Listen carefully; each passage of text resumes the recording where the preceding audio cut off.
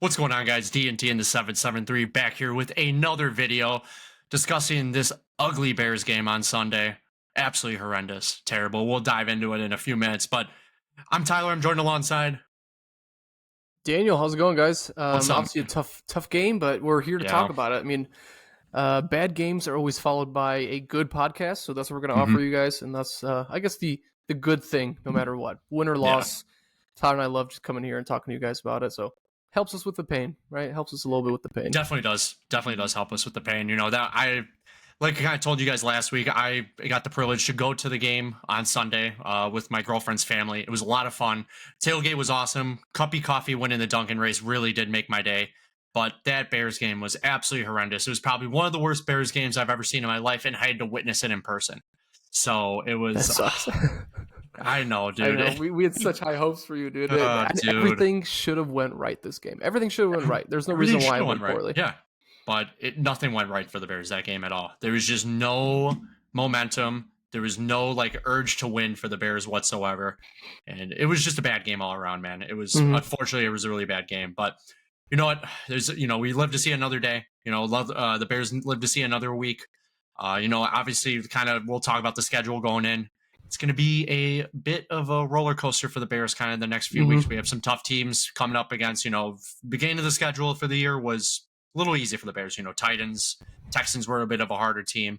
We had the Panthers. I was just about to name the Patriots, but we lost to them. But, Dan, what do you think about, I know we're going to get into next week a little bit later, but kind of toward the end of this week, how you kind of feeling as a Bears fan right now? I mean, it's week 11, right? Yeah. Week 11, it's gone by so quickly. I mean, there's so many games and so many things that we covered and so many changes that needed to be made. Here we are, week 11, finally witnessing the first change this season. And we're going to go over that a little bit. Short term, Bears got a new offensive coordinator, new play caller. We've been here before as Bears fans. It's like the third play caller we've seen in 2 years, so it's not anything new. Eberflus counting 4, technically, so 4 play callers. It was a brutal loss this week, and that's it's mandatory to win these low games. That if Caleb isn't going to produce well enough in these high pace games, then the low pace games should be already a win for us. That's no doubt. Yeah. But the Bears have dropped 3 straight losses following the 19-3 meltdown. Meltdown is the word I'm going to use. It was an absolute meltdown. It was a loss at home versus the number 3 overall pick QB Drake May and the Patriots. It was just disgusting. This is not the way to play football at home too, specifically. Tyler, I am so sorry as a Chicago fan from one to another. That was disgusting. And I hate to relive it, but unfortunately we won't have to relive it that much because, I mean, 3 bad games in a row, how much can we cover? What kind of adjustments can we cover? We'll go into the details. We're more so excited to talk about this week's matchup. It is, of course, Packer week. Screw the Packers. Go Bears. Hell yeah. Go Pack. Go home. So it's kind of we have a brand new atmosphere into the building here, and we're a bit excited for this week's matchup just because of the energy. It's a little bit different. Bears can always play somewhat of a good game, but we've also seen some horrible losses at home versus the Packers. But going back to this game, I mean, it was a bad game. It was some of the worst offensive projections we've ever seen. I think this was the worst offensive game for the Bears I've seen in probably the last 5 years. It was pretty rough. Yeah. There's a stat that I saw online here that shows in a 2-game stretch, this is the worst offensive game plan we've had in a 2-game stretch since 2002. We've scored 12 points in 2 games. Yeah. And then you can add the 15 we had against Washington. So it's roughly, I don't know, somewhere between 20 and 30 points. It's still pretty bad. It's just disgusting. This isn't the way to play football. And Caleb's stretch of playing well at home that we've seen has officially come to an end. And his regression period is currently the period that we're in. He's had 3 pretty bad games, getting worse and worse each game. It's something's got to change here, and there has been a change, and we'll go into that. If you guys have any questions on the game or any ideas on how we felt of the game, or if you want to ask Tyler what his favorite part of the game was, which he already mentioned, right? Tyler got himself a nice old Dunkin' coffee. It actually expires by the 17th. I just realized. I gotta get that. You have 2 days. I'll probably get it tomorrow. I definitely gotta go snag it tomorrow. But yeah, gotta go snag that because that's gonna be the only takeaway that he gets from that game. Because we had one takeaway, but that was TJ Edwards' interception. That's probably the only good part of the whole game. The takeaway I got from this game that I got to talk about is me eating some steak sandwiches in the parking lot, tailgating beforehand, having a beer, just relaxing beforehand. It was a great bear down weather game. That's all I got to say. It was beautiful weather. There was rain in the forecast. We thought it was going to rain for maybe an hour or something like that. The rain held off the whole entire time, which was awesome. And it looked pretty cloudy. It was cloudy up there, right? A bit of an overcast. Sun kind of popped in and out, but it was a bit rough. The game in general was a bit rough. And like I said, the best part of the game was Cuppy Coffee winning the Duncan race, followed by, obviously tailgating that game. It was, the Bears fans were very emotional this game. They were very, very emotional. Lots of boos. I obviously hate to boo my team, but I had more boos than I did cheers. And if that's, the message that kind of has to go with this team, especially at home. Against a 2-7 Patriots team, man. That's unexcusable. That's unacceptable. Exactly. But sorry to cut you off about that. I'm just you're good, man. Got me a little heated just because of what kind of happened during in the game. You wasted your time. That's what's the worst part is that there's excitement going into it, and even though it's a 2-7 Patriots team, we have to keep every game simple and keep it a fair match. But I get it, dude. Like I would be absolutely fuming in your position just because there was every single opportunity to play well this game, and it just didn't show out. Again, if you guys want an idea of how the Bears played, it's 3 points and 8 different scoring drive opportunities, right? We're talking about opportunities. Didn't even get out of third down. It was a disgusting game. The entire game, we scored 1 field goal. We didn't even get into the red zone the entire game versus the Patriots defense that's pretty much bottom 10 in the league. After this game, they have now excelled into the top 15, which is absolutely disgusting. So we're going to go over some stats here just to give you another rough idea of why this team performed so poorly and where we can kind of see some adjustments, what players need to step up. Caleb Williams, 16 completions for 30 attempts, 120 yards, 0 touchdowns, 0 interceptions, sacked 9 times. We've seen this before. Justin in his first career game, do you remember that versus Cleveland? Sacked 9 times as well. I really don't remember that game actually. I'm trying to think about it. I really don't, but I've tried to miss it out of my head. Sacked 9 times. He lost 51 yards on those 9 sacks. 2 rushes for 15 yards, a 63.2 passer rating, which is not horrible. Bad. It's not Will Levis, but it's definitely not. It's bad. What you want to see against this a pretty bad. There's no touchdowns, no interceptions. He got sacked 9 times, and let me say that some of those sacks were Caleb's fault. I saw you sent me actually the post where somebody broke it down why he got sacked 9 times. Looked like Caleb was responsible for 2 of the sacks. Should have had a throwaway. 7 of those potentially were on the offensive line, not holding them up. Obviously, there was a lot of key injuries during this game, especially on the offensive line. I believe Tevin Jenkins was out this game. He got hurt in the middle of the game, ankle injury. He was ruled out, and he's actually ruled out for next week. We'll talk about the injury report later on. But it was, a normal team has 8 offensive line usually going in, at least 8 offensive line for that game.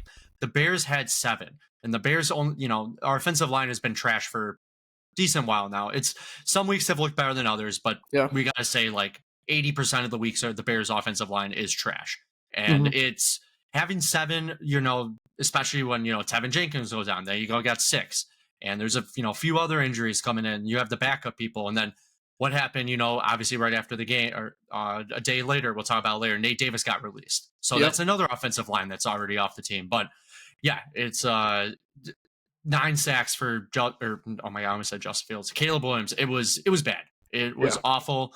Every time he got sacked, there was a boo from somebody. Could have been me. Could have been 20 other people around me.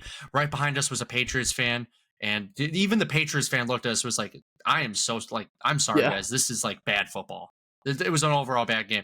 Patriots even performed well. The Bears obviously performed terrible, but just bad, man.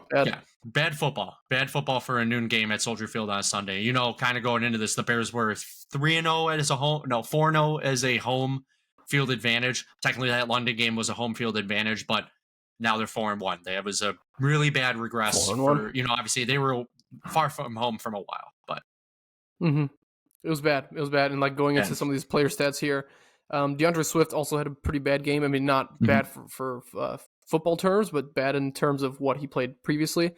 16 carries for 59 yards, 1 catch for 6 yards. I'd like to see him get a little bit more of that passing down work, just because in this game, especially like Caleb getting sacked 9 times, it would be nice to just pick that up a little bit. 4 catches, get him some 20 yards, a couple more first downs. Maybe could have given us a better score in the game. Kind of what I was hoping for. Cole Kmet, 2 catches for 4, 2 catches on 4 attempts, 13 yards. It's his first catch in 3 games. Let me tell you something about this Cole Kmet. The Cole Kmet 2 catches. As soon as Cole Kmet got his first catch, I literally told my girlfriend's brother, who's sitting next to me, I said, "Look what happens when you throw him the ball. He catches it. He catches it every time. Just didn't, only 2 catches for 13 yards. Obviously, it was a disaster game on the offense in general. But even somebody, I believe, who was standing in front of me was like, yeah, look what happens when you throw him the ball. Everybody has the same vision, man, where Cole Kmet, he's an amazing tight end. He's awesome. But it's just, you got to get him the ball, and he should be a main target for this team. Hopefully, we'll talk about it a little bit later. Obviously, there was a change at the coach position for the offensive side of the ball, the offensive coordinator. Now it's Thomas Brown, right? Thomas Brown, yeah. Yep. So he knows these weapons. I can tell that he's kind of frustrated with how Shane Waldron does this, and Cole Kmet could be a key target in the future. Cole Kmet going 2 for 4, and then DJ Moore, going 3 of 6 for 24 yards. There was one play where I was watching and he had one-on-one coverage. And I was like, this might be the play Caleb throws it deep. Caleb should have thrown it deep because he did take the sack right there. DJ Moore slumped his head down and he was frustrated. And I could tell that he just was not about it whatsoever. He, a bunch of people checked out during this game, especially in the second quarter, dude. People were checked out in the second quarter. Already. Yep. Yeah, already given up. It's disgusting. But yeah. And he had that one play where there was a rush right for 3 yards that also just disgusting play calling. Just bad play calling. And we didn't have any of the lead blockers in the right position. And the running game wasn't going off to a great start. The best pass catcher of the game here was Keenan Allen. He had 5 catches for 6 attempts on 44 yards. That is his season high. 44 yards is Keenan Allen's season high in yards. He did have that one game with 2 touchdowns, and he only had, I think, 36 yards. This is his season high. So week 11, it's pretty disgusting going into the season. Remembering how set this offense was and how we were so excited to finally almost have 3 receivers reaching 1,000 yards. Yeah. We'd be lucky if we get 1 receiver to reach 1,000 yards this season. So Keenan Allen, 5 of 6, 44 yards. Rome Odunze, 3 of 6, so 3 catches for 6 yards, 23 yards. Really similar to DJ Moore's stat line. I mean, those players playing on the outside, they're not getting a lot of looks from Caleb. I think Caleb's really hesitant to throw the ball their way. DeAndre Carter got a catch. We're not even going to talk about those pass catchers because we have too many to talk about, and there's too many wasted targets. But some of the notable players on the defense here, TJ Edwards had a pretty good game, one of the best games of the season. He was the leading tackler with 12 tackles. He also had his first interception of the season. That came, I think, in the first or second quarter. Drake May interception. That was a very nice read by TJ Edwards. He knew where the ball was going to go. He got the quick jump on it, and he ended up intercepting the ball from Drake May. I forgot who the target was, but it was a great play by TJ Edwards right there. And leading tackler, he did do really well for what the defense could do because the offense couldn't stay on the field whatsoever. Yeah, I know. Yeah. And then the only sack of the game, we only got 1 sack this game, was by Jacob Martin. I don't remember what quarter that was in, but again, pretty bad showing from the defense anyway, because if you're going to let the Patriots put up 19 points at home, especially with a differential of 16 points, there's not much to talk about there. So both sides of the ball definitely have some more effort they got put in. Special teams player, notable player, was obviously just Torrey Taylor. Season high 8 punts. 8 punts this week. 335 yards. Kind of talking about this, man, like obviously what happened after the draft, talking about how Torrey Taylor and Caleb text back and forth. Caleb texted, Torrey, you're not going to be punting a lot this year, man. I think he probably should have used his words wisely. I'll put it that way. He probably should have not said something like that. He probably jinxed himself a little bit, especially his rookie year, because clearly he's punting more than the Bears have touchdowns right now. Yes. So, yeah. Yeah, 8 punts. 335 punting yards, man. That's crazy, yeah. That's the stats I want to see from Caleb, dude. Like, that's crazy. 41.9 yard average. He did have a long of 62 yards, which And he had one pretty bad punt. He had a punt that was, I think it was roughly like 30 yards. It didn't go that far. It's because it might have been a weather issue, but there was one punt that we just gave them really good field advantage, and of course they ran it for a touchdown. And the other thing is again, the way we play with 2 minutes left on the clock on defense. They took the entire field. When we punted it back to them with 30 seconds left, they went back and scored another field goal. Like, the defense here, when there's literally under a minute on the clock, like, it's bad. It's so bad. Their teams are scoring at a really high rate when they get the ball back. Giving up at that point, man. They are. They're already giving point. Yeah. So, yeah. Do we have any positives to take away from this game? Well, there's a few positives, man, and I'm just gonna say a few. The positive that I could say, and I know you can say the same thing, is that Caleb Williams did not get hurt after 9 sacks. Yeah. Because it was an overall, obviously, bad performance by this offense.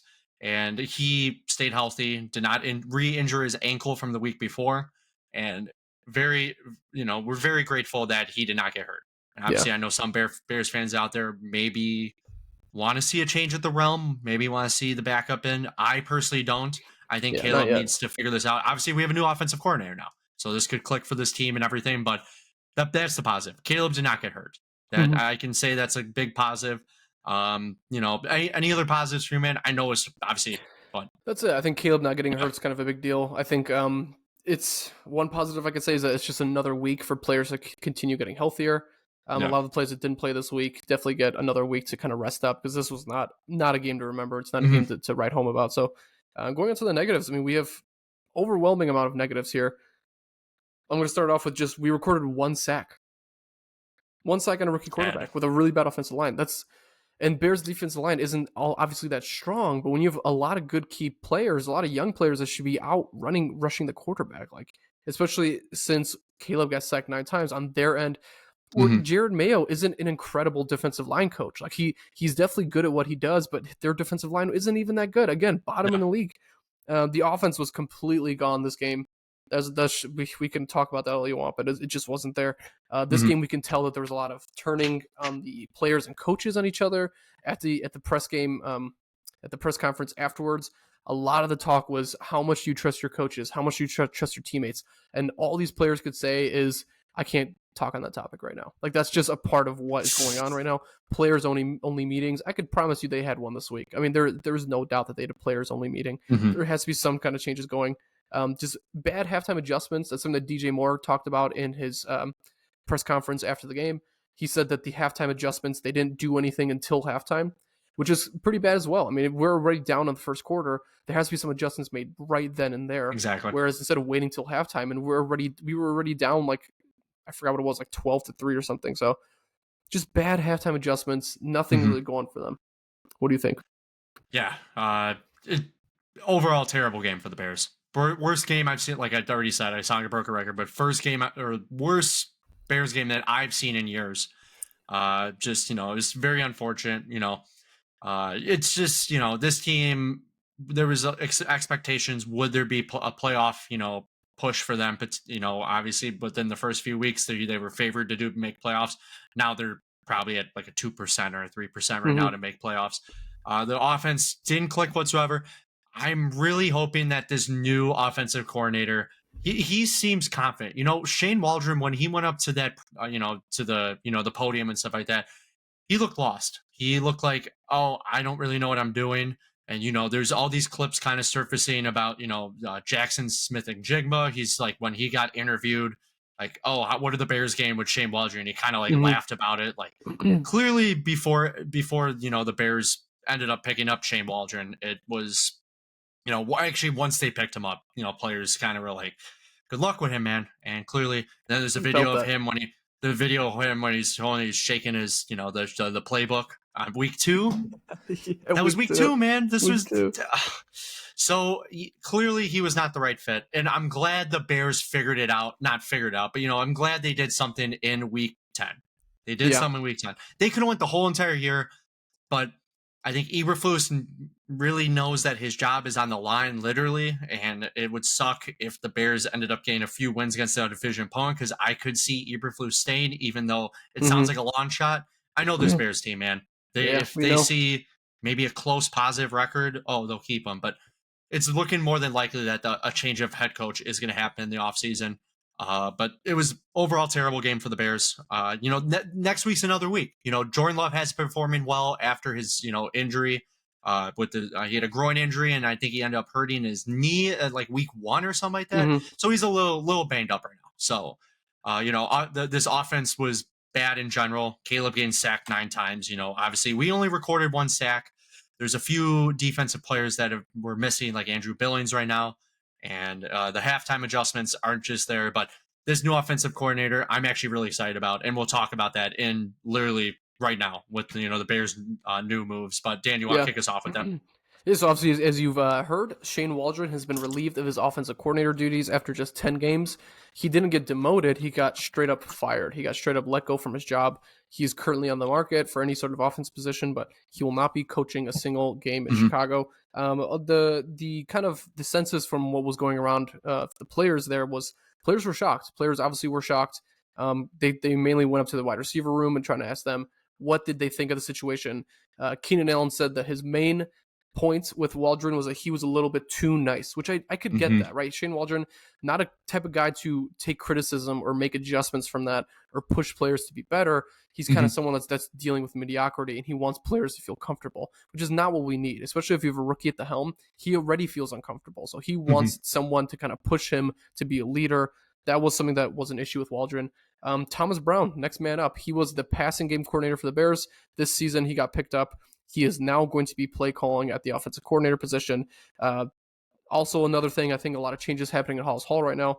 Bears released Nate Davis, is the biggest cap hit in the Ryan Poles era. He was owed $30 million and only got to fulfill half of that contract, a year and a half. He got released off of a 3-year, $30 million deal. That's big news because that's the only offensive lineman signing that Ryan Poles, a former offensive lineman, did his entire tenure. It's the only player he signed, and of course, he's not fulfilling that contract. He didn't even end up starting this year, so he was pretty much a huge waste of money.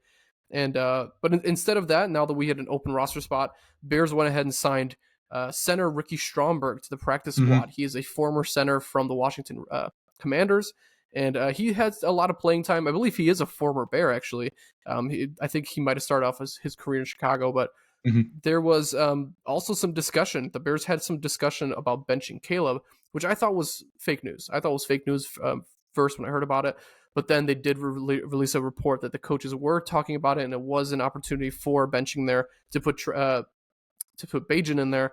But Caleb Williams indeed does remain the starter. I'm happy with that move. I don't think it would make sense. I don't think it would make sense to put Caleb in a position to be like, hey, we failed you these first 10 games. Go ahead and take a seat and watch someone else do the job. No, I think he has to finish his job. I think that even if he plays poorly the rest of the year, there's something about a rookie quarterback having to finish the job that he started and just getting to know the offense a little bit better, even if a lot of those pieces are going to be moving. But those are the main Bears moves we had this week. Again, you could argue this is probably the most influential week of the year for Chicago. But let's get to know Thomas Brown a little bit. I mean, for all of you guys that don't know who Thomas Brown is, he is a former NFL running back whose career got cut short in his rookie season. As you may know his story. His story is a bit touching just because he's, was a full-time running back, but then ended up injuring, I think, a part of his neck. So then he couldn't continue his career. So he went on to coaching. He coached in college from 2011 to 2019, so he's very familiar with young faces and some of the new guys. He was the running back coach for the Rams. He was the first. That was his first NFL hire. Was the running back coach for the Rams in 2020 during the COVID year. And I mean, you can go through it a little bit if you want, Tyler. He seems like he's got a pretty good. He hasn't played on a lot of winning teams, but he's played on a winning team, right? 2021 to 2022, he was the Rams assistant coach. He was promoted the year after from being the running back coach. In 2021, he was the assistant coach, which they won the Super Bowl that year, which is a pretty phenomenal thing to be assistant coach to Sean McVay. And then in 2022, he got switched to assistant coach slash tight end coach. So you could say that this guy knows a little bit about offensive players, and definitely Cole Kmet, I'm sure, is a little bit excited having an offensive-minded coach that used to coach the tight end position as well as the running back position. That's something that's going to help Cole Kmet out a lot when it comes to blocking, getting open passes, and just being there in the running lane and helping out DeAndre Swift and Caleb Williams try to gain extra yards. That's going to be huge, and he's won a Super Bowl, right? I don't know. We don't know how much of that goes onto the assistant coach's shoulders, right? but it's still part that he was there. He was still part of that organization in the biggest part of that team, right? So he definitely was valuable to them. And here's where we get a little bit dicey, right? Here's where we get a little bit dicey, Tyler. Okay, stay with me. A little bit dicey. Stay with me. Okay, so after that, right? After he sits there and he says, "Okay, I'm no longer interested in assistant coaching positions or any like coordinator positions as a position player." He went on to be the offensive coordinator for the Carolina Panthers after also being their passing play coach in 2023. So he first time calling plays at the NFL level. Last season, as you can tell, Carolina Panthers. This was around week 11 that he got chosen to do the offensive play calling after Frank Reich was fired. Obviously the Panthers were the worst offense in the league last year. The Panthers are bad, man. That's what people got to realize is that I know everyone's like, oh, he was the Panthers offensive coordinator. You know, he did nothing with Bryce Young. Bryce Young is not what he should have been, the number one pick that year. Obviously, CJ Stroud should have probably been the number one pick. But the Panthers are overall terrible. That team was pretty bad. And obviously they only won like one game last year, maybe two, if I recall. It was 2 games. But yeah, it was really bad train wreck for the Panthers last year. And obviously he had to take over duties after the head coach was fired. So that's, it's a hard shoes to fill with him. But it's just, I know a lot of people are like, oh, don't have high expectations for him. Do I have high expectations? No, I do have expectations though. I have better expectations than Shane Waldron. That is for sure. Because he, just from the press conferences that I've been seeing with Thomas Brown, he has been saying, I want to use Caleb to his abilities. I want him to throw on the move. I want him to find his open receivers, and I want him to be Caleb, basically. Be him, be who he wants to be. Thomas Brown recognizes that we have all these key players and, weapons like Keenan Allen, DJ Moore, Rome Odunze, Cole Kmet, all these other people. And he also said that Thomas Brown said that he will not be making the plays called from the sideline. He's going to be up in the press box for all the game. So he can see the overall view of the field and see how what the defense is reading him. I actually prefer this. I like this a lot for the offensive coordinator. I like this for any coordinator position. When you're on the field, it's hard to see everything. It's hard to see where everybody's kind of standing. I've worked some games, doing handheld camera with football. It's super hard seeing everything on the field. You cannot see anybody get tackled. Sometimes you don't even know when a fumble happens just because you're on. But when you're above everybody, you can get a little bit of a better view. So I think this is a great move by Thomas Brown, kind of switching it up a bit. And it seems like these players, DJ Moore kind of talked about, obviously, DJ Moore is being DJ Moore right now. He's a little like the season's kind of done attitude, but I know a lot of people aren't too happy about that. But, he did just get paid, and it's going to take time with DJ Moore. He's very frustrated right now. That's just what it is. He's very frustrated. And I would be frustrated too. DJ Moore's proven himself. I think at the end of the day, if there's a whole conversation about DJ Moore and his actions, he's proven himself. He's a worthy wide receiver 1.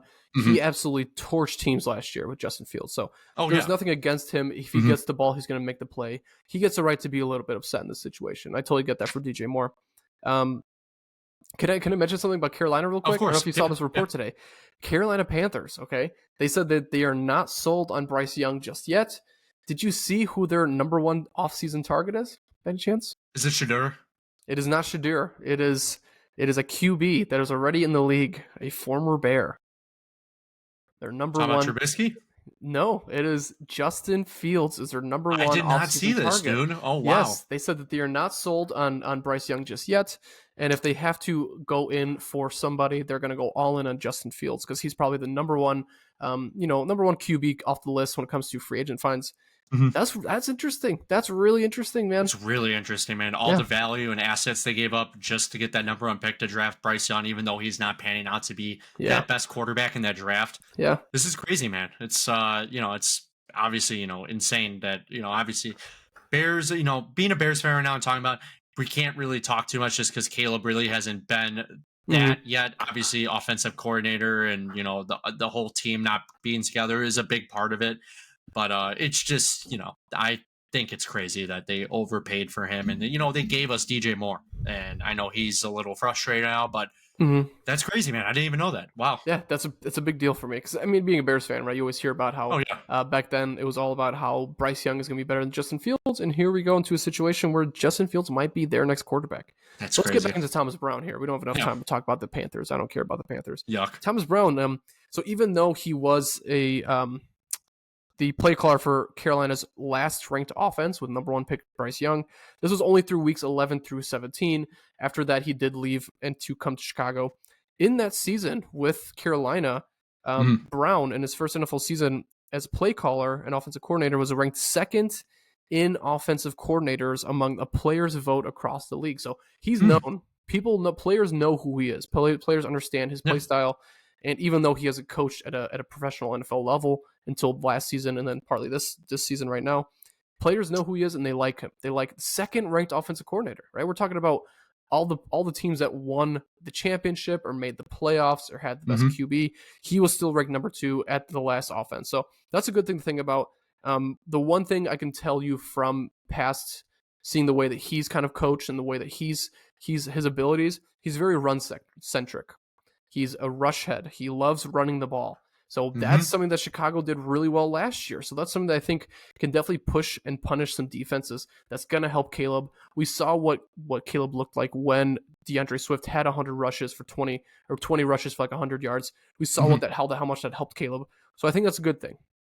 If there's one thing that we know we can do well, that's run the ball, man. We can run the ball really well. And this is actually a pretty funny thing to me. In an interview with Caleb right after Thomas Brown was considered the new offensive coordinator, Caleb mentioned that he didn't have much time to talk with Brown, that he never actually formally introduced himself, that they never, and this is the craziest part, he was the passing game coordinator. He's kind of the man in charge of writing those plays, dude, for Waldron to call, and they never formally met until this week.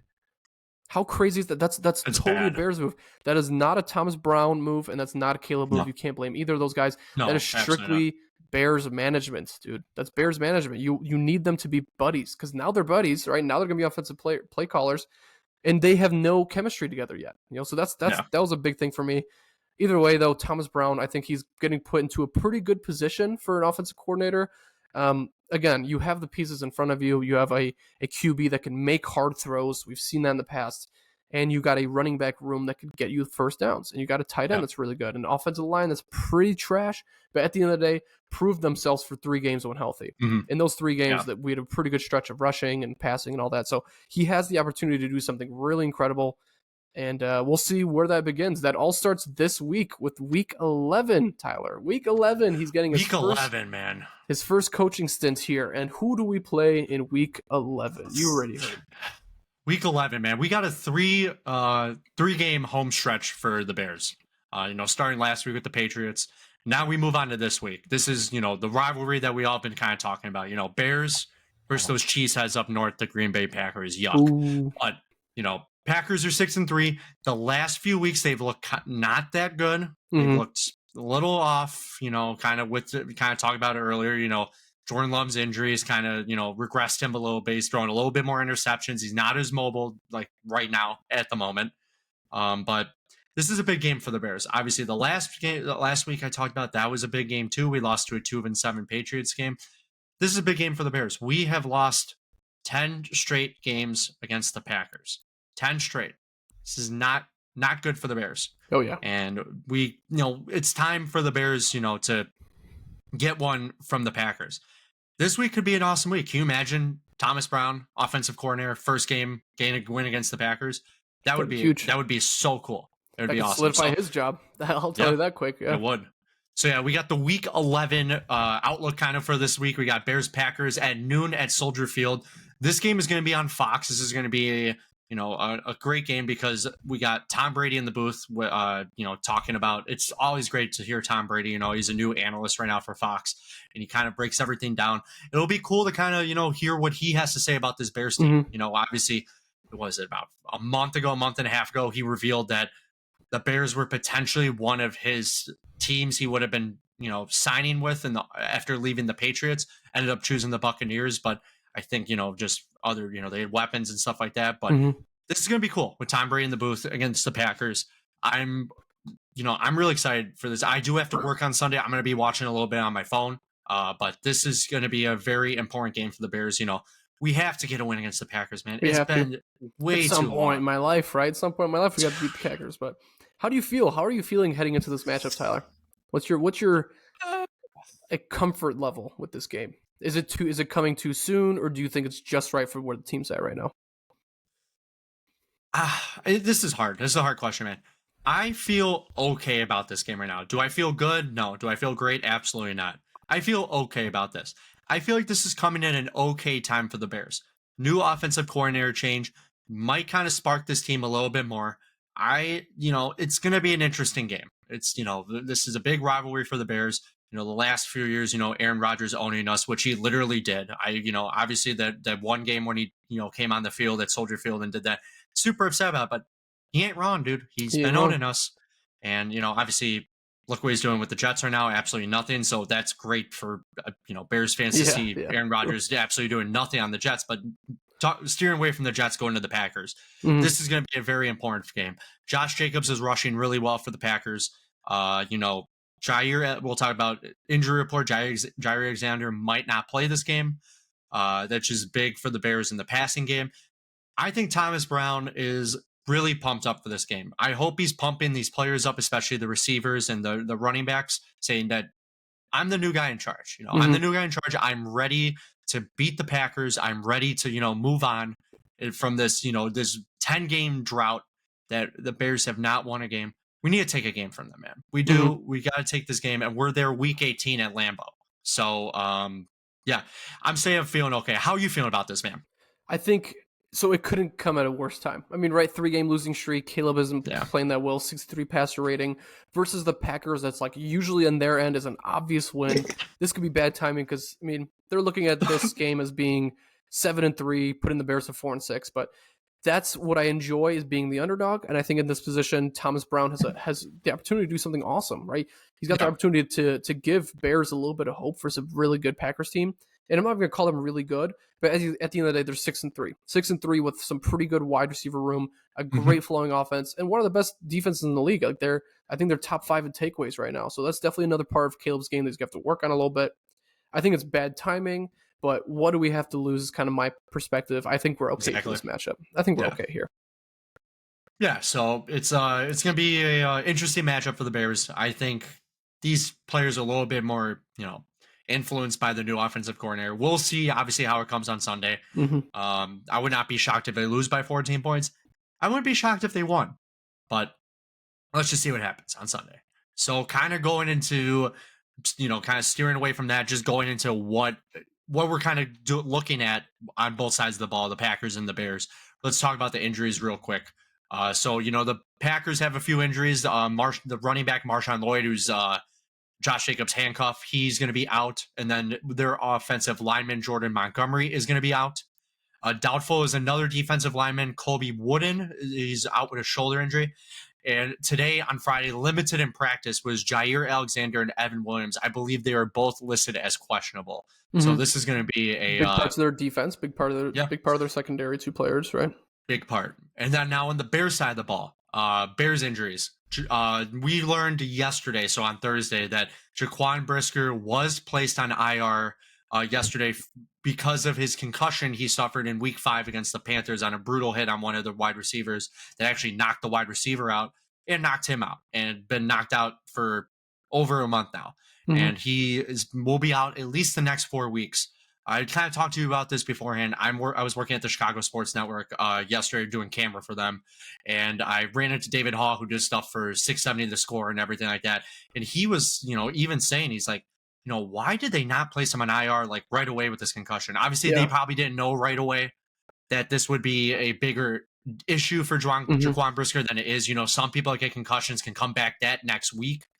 But that was a wasted roster spot that somebody could have potentially filled in for. But I just think the Bears didn't know. And I think I would not be shocked, and I hate to say this, I would not be shocked if we do not see Jaquan Brisker on the field for the rest of the season. Yeah. It would only be like the last 2 games potentially because he's out for the next 4 weeks. So what does that make that week 15?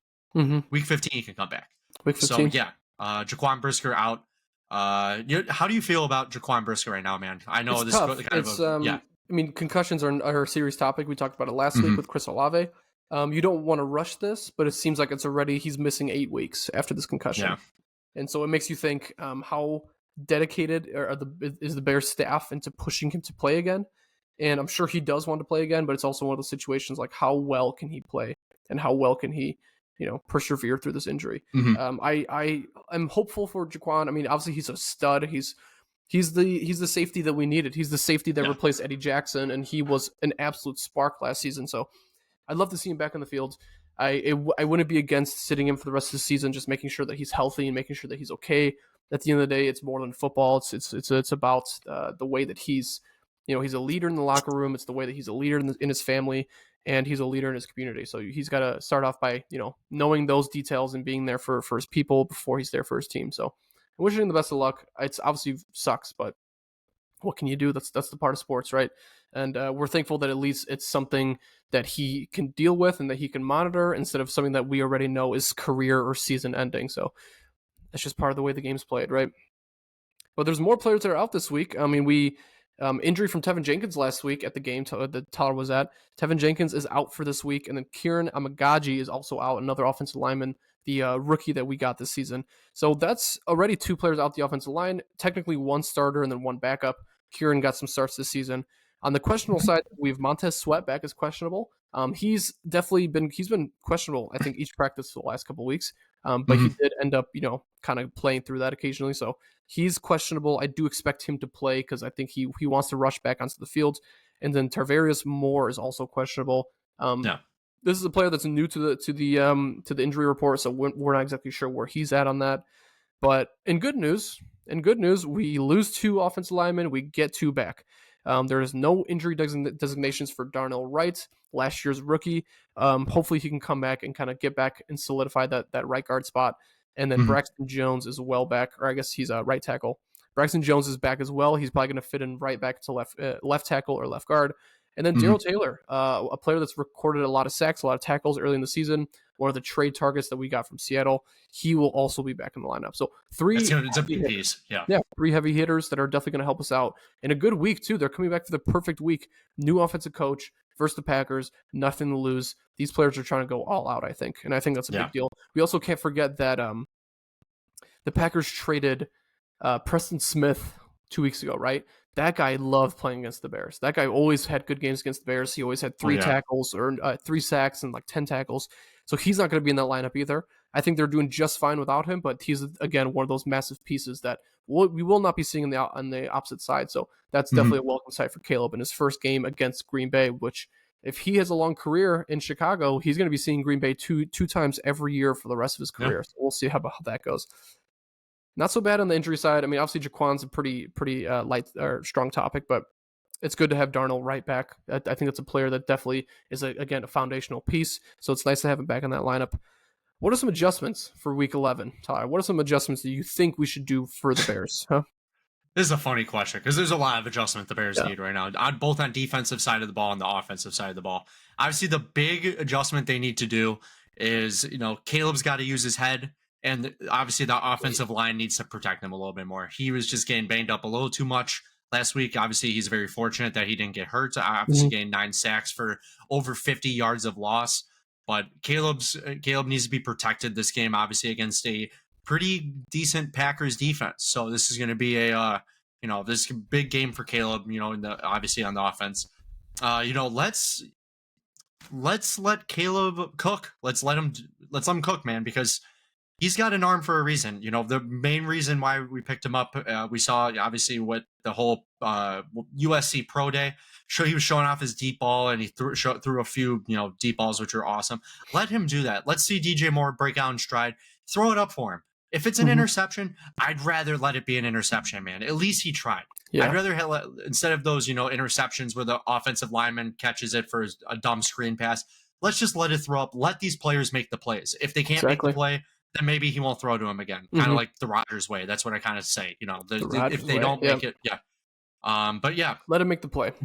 Yeah, and then DJ Moore needs to be more involved. Obviously, he was a little defeated. I think he's a little bit better right now, just with the new offensive coordinator coming. He might be kind of defeated just because they're in a losing record right now. But hey, the season ain't over, man. We're in Season week ain't 11. over yet. There's 18 weeks, man. We already had our bye. That means we got 7 more games ahead of us. And anything can happen with this Bears team. You can make a wild card. You never know. You never ever know, man. Never know. There's still playoff hopes at the end of the day. Yeah. I'm hearing a lot of people that if you're a Bears fan, you don't want to make playoffs, which I could care less. At the end of the day, playoffs or not, I just want to see Caleb make some strides. Yeah. I think at the end of the day, making sure Caleb doesn't continue his regression, make him, give him progress, give him some ability to stay in the pocket, make some correct throws. I think it's a big deal. I love what you said about making DJ Moore a focal point, getting Cole Kmet involved, just letting these players have happy days, making them leave the game with a smile on their face, even if we lose. Just letting them know that they're still involved and it's not a mess, right? It's not a full season of mess. The defense needs to attack the quarterback. I think is a big thing, especially last week going against Drake May. Jordan Love doesn't get sacked all that often. He does like to run around with the ball in the pocket, but that just gives us another opportunity for our secondary to make a play, right? To get the ball, make some fumbles. I love what Eberflus said. I will say at the end of the last game is that you can always blame the losses, but no matter what, every play is an opportunity to get a fumble, to get an interception. Every single play. So the ball, boom, quarterback, sack the quarterback, fumble the ball. Boom, quarterback, intercept the ball. Boom, quarterback hits a wide receiver, peanut punch, get the ball out. Every play still has that opportunity, and that's what we need to start working on. We need to make sure that every play isn't done, right? And I do, Eberflus, as much of a Eberfluser he is, right? At the end of the day, I still need to give him some respect that he needs to be the person to go out there and try to win this game. Everyone is against him. Everyone's hating on him. Flus, if you're hearing this, I know you're probably not listening to us anymore, but you gotta get everyone involved, and you gotta preach a little bit more football and preach some more dynamic plays and trying to just get this offense going, try to get the defense rushing the quarterback. So rushing the quarterback's a big part, because my next topic here, I was going to say the adjustments. Packers are really good at the deep ball. Packers have like 5 wide receivers that are always getting open. Jaden Reed, Christian Watson, these guys, Romeo Doubs, are always open, and they always complete these big plays. Even against the Lions, like we're seeing 40-yard throws getting completed on one-on-one coverage. That's great one-on-one coverage. I don't want to see these plays. I don't want to see these plays at home. I don't want to see any long touchdowns, any long rushes. We have to stop that, right? 2-minute drill. 2-minute drill when they have the ball. Let's get them a 3-and-out so we can get the ball back. Instead, it's the opposite way. We give them the ball and they score. So you got to be better with these big plays. I think it's a big week adjustment. We kept talking about that since the Colts game. And I think this is the week they got to step up, honestly. I agree, man. This is a big week for them. Defense, offense, everything. This is a big week for the Bears. Obviously big rivalry against the Packers. Let's get a win, man. Let's do it. Let's do it. I believe. I've always believed. Obviously after the last game I was a little down, but I always believe in the Bears. It could be a new change. New offensive coordinator, new mindset. Could be a new change for the Bears. So yeah, those are some adjustments that we believe need to be happen. Obviously for this next week, but. Let's get on to our favorite topic, shall we? Yeah, or our favorite, time to see some smiles, right? Yeah. So I'm a little bear down and a little bear frown. So last week was a rough week for us. Yes, we went a little heavy. We went a little heavy on the thinking the offense was going to be. But you can't blame us. I think everybody right? did. Everybody did, man. Yeah. So last week we had 4 different bear down, bear frown things. Caleb throwing for 250 yards. Nope, sorry, that was 120. He absolutely did not cook whatsoever. 1 of 3 receivers to have 100 yards. Nope. Drake May to get 3 sacks. Danny, can you do it for me? Yep, nope, the only one. That was once. Bad. That's bad. We have to at least get 2 on Drake May. And Patriots to score less than 17 points. Nope, sorry, they had 19. So it was close to 17, but still it was a bear frown. Close. Bear frown on all those. So, they 0 for 4 for us last week. Big yikes. We, I think a lot of us did kind of say, me and you did say bear down on a lot of these. I think some of our buddies did too. But let's get into kind of like what we're going to do with bear down, bear frown next week. So I think we have everything right here. Bear down or bear frown that Caleb throws. This is, now we're regressing a little bit, We're like, I know, like 2 weeks ago, Caleb throws for 3 touchdowns. Now does Caleb throw for 1 touchdown, man? What do you think? I am going to go bear down. I think, again, new passing coordinator. They're going to give him the ball more. If he doesn't throw for a touchdown, he's going to get 40 attempts. I think he's going to get 40 passing attempts. They're going to try to really push him here. And I think the Packers are they're expecting that, right? Packers Yeah. expecting new offensive coordinator. They're going to see us trying to rush the ball, but they already know that this is Caleb's opportunity, Caleb's best opportunity this season to try to put himself back on the board, put himself back in the rookie conversation. So I'm going to go bear down on that. I'll go bear down on I'm going him bear playing down a too, touchdown. man. Yeah, new offensive coordinator, new mind at the realm. You know, I'm going to go bear down. I think they're going to get a touchdown. Yeah, I like that. Now, our next bear down, bear frown, number 2, DeAndre Swift getting over 100 rushing yards. Now, the Packers defense, I'm not sure how they are on the rushing side of the ball. I forgot to look that up before this podcast. But this is going to be tough because it's either the passing game is going to cook or the rushing game is going to cook. I'm going to go bear frown on this one. I think he's going to potentially have right around 70 to 80 rushing yards. That is my prediction. What do you got, man? I agree with you. I think bear frown here. I mean, I don't think he's going to be uninvolved. I think he's going to be way more involved as a pass catcher, though. I do agree with you. Somewhere between 50 to 70 rushing yards I could see him getting. He's going to be a focal point of the rushing game, obviously. He'll get 15 attempts easily. But I'd like to see, again, 5 catches. Somewhere between 1 and 5 catches is where I'd like to see him. So I do not think he gets 100 rushing yards. He might get 100 yards on the day, but not rushing. Yeah, I agree with you, man. Want to go to the third one, dude? Let's do it. All right, so we keep putting a sack one on here until we win. So I will mention that we're always going to put Bears sacks on here because Bears defense is doing really well. It's hard to predict how many interceptions because those are usually based on luck and play calling. But Bears will get 2 or more sacks on Jordan Love. Bear down or bear frown, even though we got 1 sack last week. I'm gonna go bear down on this. I like 2. I like 2 sacks. We got Darrell Taylor coming back. We got Montez Sweat potentially playing. I believe he is gonna play. I like a bear down on this one, man. Yeah. I do think the Bears get 2 sacks. I'm not saying 5. I think they get 2. What do you think? I'd agree with you. Bear down on this. 2 sacks. I think especially with Montez Sweat back, that's another focal point of the defensive line. He's going to try to rush the quarterback. I think that's something that Eberflus is pressuring the defense on, where it's like, hey, if the offense is going to win us this game, defense, let's see what you can do. Montez Sweat, let's put some pressure on you. We gave you that big deal. You've been injured for a few games. Let's see what you can do to pressure the quarterback. So I'm definitely bear down on 2 sacks. I like the idea of 2 sacks. Last one here.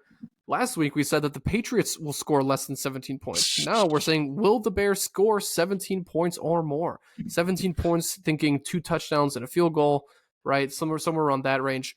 Do you bear down or bear frown on Bears scoring 17 points? This is a tough one, man. Obviously, I want to say bear down. I want it because they only have 3 points this week. I have to go bear frown on this one, man. I could see them getting 2 touchdowns, which are equivalent to about 14 points. Maybe a field goal, which would get 17. I have to go bear frown on this one. I like to be a greedy Bears fan and like to say they get 42 points, but reasonably that's obviously not going to happen. I'm going to go bear frown on this.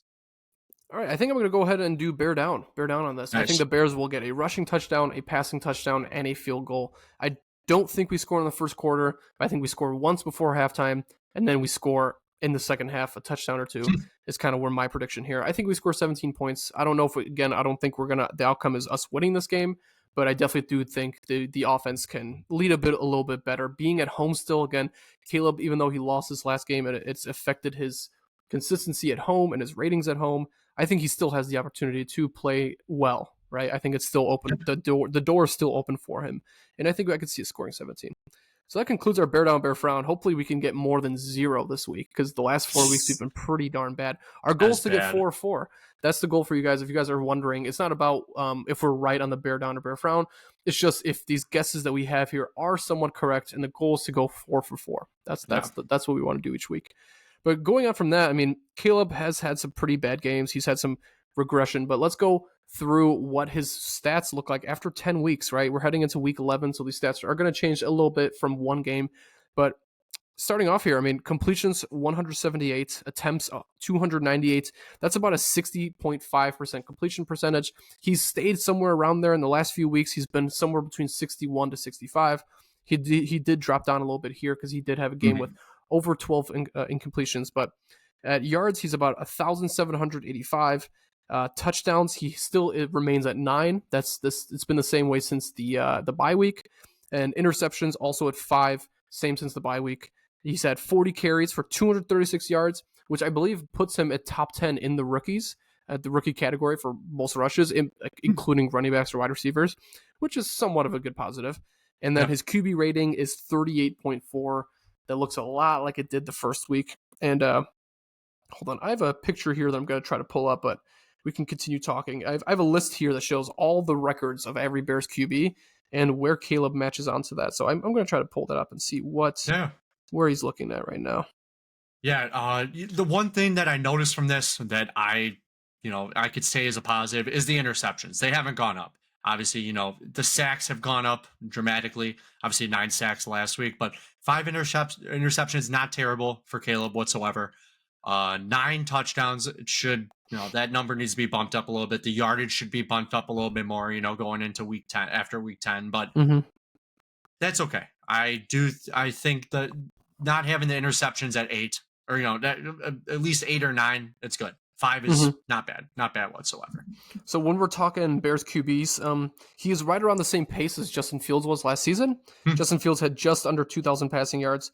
Mitchell Trubisky had his single season record was 2,193, and I think he's well in position to beat out that record for Mitch Trubisky.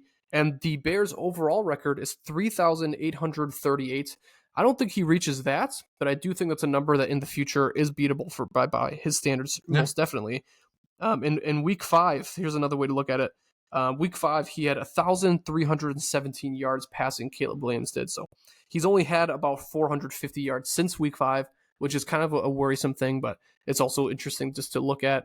He could pass up Caleb Williams he could pass up Mitch Trubisky quite easily this season, and that's what we're hoping for. I see Paul in the chat just said Bear Frown. I'm not sure is he Bear Frown in us? Is he Bear Frown Caleb Williams? Bear Frown, Paul. Bear Frown. Yeah. All right, so now's another fun part, right? We went over his week 10 stats, or stats through week 10. Now we're going to give you, after 10 weeks, we're going to give you what we think is going to be his final year projections, right? This is our predictions, We did that week 1, and unfortunately, this is a pretty stupid part on our part. Obviously, being as Bears fans, there's a few things that we do mess up on. We should have kept our projections that we had from week 1. Those are going to be way different. So I'm almost glad we did. Here are our projections for what Caleb's season finishes and what it looks like. Todd, would you like me to go first? Or would you like you to go first? Our numbers are a little bit different, by the way. A little bit different. I could start us off, man, with this. So, so what do I think Caleb's going to end the year with? Obviously, he's a little bit of a drought right now. New offensive coordinator could change that. I don't think it's going to boost him dramatically, but this is my predictions for Caleb to end the year. He's going to have, so right now he is at 178 completions. I think he's going to end up with 270 completions. So about 100 more than where he's at. 2,700 yards. I think he's going to end up with 16 touchdowns. And then potentially the interceptions, I think they're going to go up about double from when they're at. I think they're a few weeks he might have 2. I think he's going to have 10 interceptions. So that is my prediction for what Caleb's going to have. I think 270 completions, 2,700 yards, 16 touchdowns, and 10 interceptions. And Paul said in the chat, just the Bears in general. I agree with you, man. Yeah, Bear Frown on the Bears right now. Bear Frown on the Bears. This week can be a new week, man. It definitely can. So Dan, our numbers are obviously a bit different. My expectations aren't necessarily higher, but they're definitely more passing oriented. I have about 40 more completions than you. I have 310 completions. I think he's going to get 20 a game easily the rest of the season. And then I have him at 2,900 yards. Originally, I had him at 2,700, the same way you had. 2,900 is a little bit on the higher side. I wanted to go a little bit higher just because I think the atmosphere surrounding this new offensive coordinator change is going to help push him to complete more passes and more passes downfield. I think he goes with 17 touchdowns. It's 1 touchdown more than you. And I think he goes with 8 interceptions. I think him passing the ball doesn't necessarily mean he's going to throw interceptions. We haven't seen a lot of bad throws on his part that turned into interceptions. Maybe 2 of those did. But either way, I think he's going to protect the ball really, really well. So there I am, 310 completions, 2,900 yards, 17 touchdowns, 8 interceptions. And the Bears finish with a 6-11 record is what my 2 more prediction wins, was. huh? That's what you got, 2 more wins. And what do you think, Tyler? What do you think is the prediction? I have to go the same as you, man. I'm going to go 6-10. Or 6-11. I meant that's what I think the Bears are going to end up with. I'd like to say 7-10, like kind of like last year, maybe being the wild card heart, but they're on the downslope right now. I'm going to go 6-11 with you. I'm going to do the same because we have a really tough schedule. I mean, what we have, we have Green Bay, then we get Minnesota, then we get Detroit, then we get Minnesota again, then we get the 49ers, and then I believe it's Seattle, Green Bay, and then Green Bay. I don't know if that was the right amount of games or not. It's a tough stretch, man. It's all teams with winning records are right now at the moment. So that's a scary part. But let's go into the next 3 games. Let's just worry about those right now. The Bears' next 3 games, obviously we get the home game against the Packers at 12 p.m. Screw the Packers. We have a note here for each team. That's our note for the Packers. Screw the Packers. These are all division games. Just a reminder that the Bears didn't play their first division game until this week. This is our first division game. So we got Green Bay, and then we get Minnesota at home, which is going to end the home stretch. Minnesota at home next week. It's also a 12 p.m. game. The red hot Sam Darnold. We'll see exactly how that affects. He's the Bears. Been regressing a little bit. He's not like how he started off. He's still not in that MVP. He's not in that MVP kind of talk anymore. But he's still doing pretty well for Minnesota. Yeah, and I will say the Bears have always played pretty well against Justin Jefferson. He's never had any career highs or anything like that against the Bears. So the secondary has always held him in check. And then again, we get an away game at Ford Field against the Detroit Lions. And I have them written down here as the best offense in the league because I definitely think so. I think the Lions are the best offense in the league by far. They're the best team in the league by far, in my opinion. I think they're the best team. I think they're better than the Chiefs right now. I think they're better than the Ravens. I think the Lions really have that chemistry, and I think they are the best team. This is also the Thanksgiving Day game, man. This is Thanksgiving Day. It's going to ruin my Thanksgiving. We all know how the Lions play on Thanksgiving. Yeah. Always really well because they're always at home. And, with the Salvation Army, everybody going in the little thing and, some touchdown celebrations. It's going to be that game is going to be rough for the Bears, in my opinion. But next 3 games, Packers, Vikings, Lions, it's a tough stretch. But I could see us get a win. I don't know. I can see us get a win. Yes. I think against Minnesota at home is going to be an interesting game. Yeah. That's what I'm hoping for. And that concludes that part. So now we're going to try to finish off the show. Usually we finish it off with some fun facts, but unfortunately these are some unfun facts because there hasn't been a lot of good things to mention for the Bears. So as Todd mentioned earlier, the Packers have a 10-game win streak. They've won all 10 meetings against the Bears in the last 10 games. And then also another part of that is, there you go, Bears unfun facts. I like that. No member of the Bears, players or staff, has beaten the Packers as a member of the Bears. Oh my God, dude. Ugh. No person, no one, not even a coach, nobody, not an assistant, not the ball getter. No one has beaten the Packers in this building. Yikes. And as a Bears fan, or even the fans, we haven't beaten the Packers as a fan. All right, so Bears scored the least amount of points in 2 games since 2002. That's something I mentioned earlier. That's a bad stat. That's a disgusting one. This is my favorite stat. This is one I sent Tyler the second I saw the new offensive coordinator change. Since 1970, when Perry Mason was Chicago Bears' first designated offensive coordinator, right? The first ever player that wasn't just the main coach, first position for offensive coordinator. The franchise has never changed offensive coordinators mid-season until this week. It's the first time in Bears history since the first position for offensive coordinator has gotten changed mid-season. It's crazy, man. Yeah.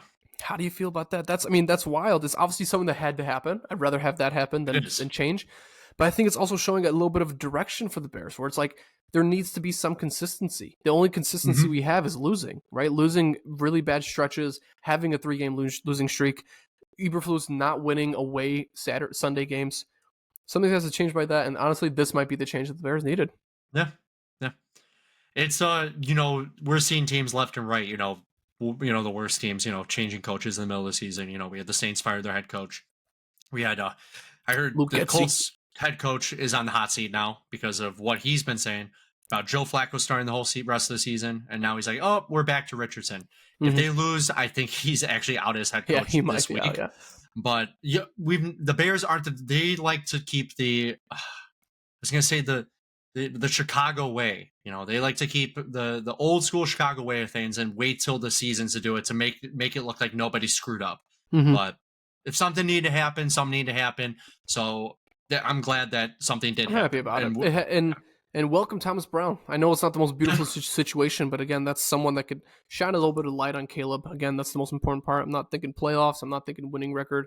I'm thinking Caleb just break some rookie records and continue his growth, right? That's all. That's what's important to me. So I don't care who's coaching the position. I don't care who's coaching. I don't care who's running or catching the ball, as long as Caleb is the guy. And that's one of the other things I wanted to finish on here is that the Bears are officially on notice. Because again, the only 2 players that this Bears team is keeping, actually I'll put 3 up there, is going to be Sweat Williams, and DJ Moore. Those are the 3 players that 100% have huge contracts that they are not trade bait. And Cole Kmet. Sorry, true. Yeah. And Cole Kmet. Those are the 4 players that aren't playing for their job. They're players that are playing to play football. They're playing to help this franchise. Everybody else, coach or not, is on the hot seat. So that's something that I want people to understand, that like this team could be subject to a lot of change this offseason. And it just might surprise us how much. Yeah. It's going to be an interesting offseason for the Bears, man. And, let's not think to the offseason right now. We got the Packers this week. It's going to be an interesting game for the Bears. I'm always very hopeful as a Bears fan. Last week, after that Patriots game, that kind of got me down in the dumps, and I just I will never give up on this team, man. I'm a Chicago fan for life. I'll never give up on this team, but it's just going to take it week by week. New offensive coordinator. It's going to be interesting. So. Oh yeah. A lot of changes to come, but still got to stay excited. Packer week, man. Screw the Packers. Let's go Bears. There you go. Alex said bear down. I agree, man. And also tonight is Bulls versus Cavs first Cup game. I know Tyler was saying beforehand that he's not a huge fan of the Cup, and I'm indifferent. Weird. I like the whole court and the jerseys, but let's go Bears. Let's go Bulls. Let's go Bulls. Let's get a win tonight. We went 0-4 last year with Cup games. Against the 13-0 Cleveland Cavaliers, man. Oh, yikes. Dang it. Why are they 13-0? How are they just lost them a week ago. Yeah. So stupid. But you know what? Yeah. Go Chicago teams. I know Bedard's playing his heart out too, so we'll try to give you a little bit of updates with that. But we've been Bears-centric. I mean, at this moment in time, as much as we love the Bulls and Blackhawks, the Bears have the most interesting team and the most interesting dynamic and coaching and all that. It just takes up too much time to not talk about them. So if you guys are interested in hearing more about Bulls, Blackhawks, White Sox, Cubs, and their off-season edition, I know Juan Soto's a big name right now to monitor for any Chicago team, but Max Free, there's a lot of other big names too. Yeah. We'll give you those updates too, but consistently we want to cover Bears stuff because Bears is the teams that we love. So Alec here said, I was at that game. Yeah, dude, that was a bad game. I was there too.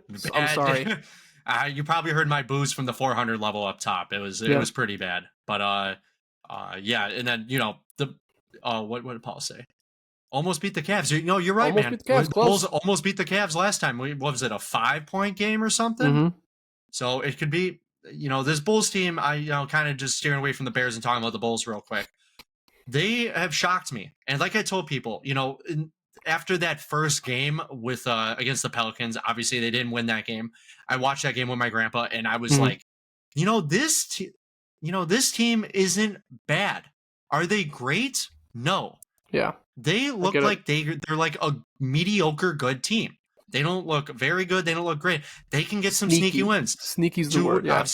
Yeah. 2 days ago against the Knicks, Karl-Anthony Towns had 46 points, the most points by a New York Knick against the Bulls ever. Did you know that? Ever. I did not know that. That's crazy. Yeah. The most points, 46 points, Karl-Anthony Towns. And look at what the Bulls did. They pulled up a awesome defensive, Patrick Williams, crazy defensive stop on Jalen Brunson. I actually thought we lost the game. I saw the ball go around the rim. I put my head down like this. I said, okay, we lost. And I heard Stacey King go, oh, Bulls won, baby. I'm like, that rimmed out? It's a good feeling, right? Know. It's a good feeling to see Chicago teams winning. And, of course, the Bulls are an underdog team. I think it's a sneaky team. I think the Josh Giddey trade, we're going to talk about all you want, but I think we won that. I think we won that trade. I think Josh Giddey is the premier player that we were expecting him to be, and Arturas Karnisovas made a good deal there. I love Caruso, but Caruso was owed $80 million, and he's averaging 1 point per game right now, right? And he's also injured, so he's not even playing most of these games. But Josh Giddey, props to you, man. I think you're one hell of a player, and I think you're exactly the player the Bulls need. I could see him getting that contract done and being part of the Bulls long term. I agree, man.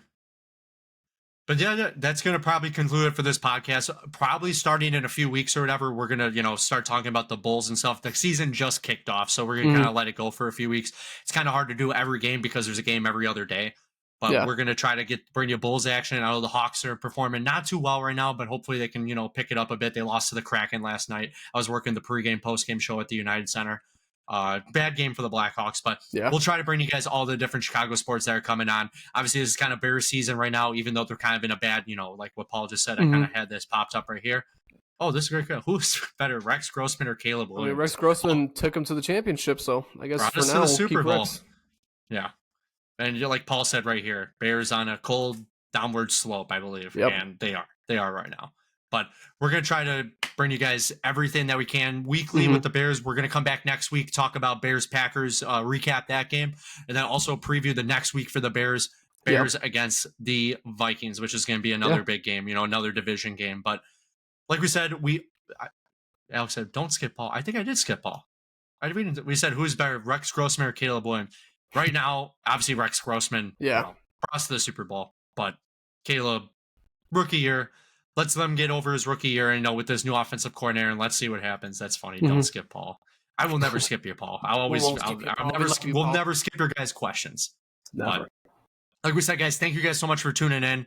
We appreciate all the, the subscribers, the likes, and the, the listens, whatever, however you guys watch our podcast. You guys can always comment. You guys can always shoot us a text, whatever, if you guys have any opinions about things we do. And, and we're going to, bring you guys the best in the Chicago sports action every week. We're going to try to do that for you. So, thank you guys for everything. We do this for you guys. Before we leave. We do this for you guys. I mean, obviously, we love talking about sports, but Tyler and I can talk about sports all we want. We do this for you guys to give a little bit of a recap and see where our heads are at, because we're longtime Bears fans, and not just only Bears fans, we're longtime Chicago fans, and we want what's best for this city. And this city has had some dark times this last decade or so, unless we're talking Cubs. But you know what? It's time to move on, and that's why we talk about Bears, because we were super excited about it. But we do this for you guys. There's no, I take time out of my day to make sure that we can talk to the several other Chicago fans out there, and we appreciate you guys a lot. We always appreciate it. Thank you guys so much. Appreciate it. Hope you guys enjoy your Friday night. Enjoy your weekend. Enjoy that Bears game on Sunday at noon at Soldier Field. And as always, Bear down. Bear down. Tune in next week, guys. See ya. Thanks, everybody.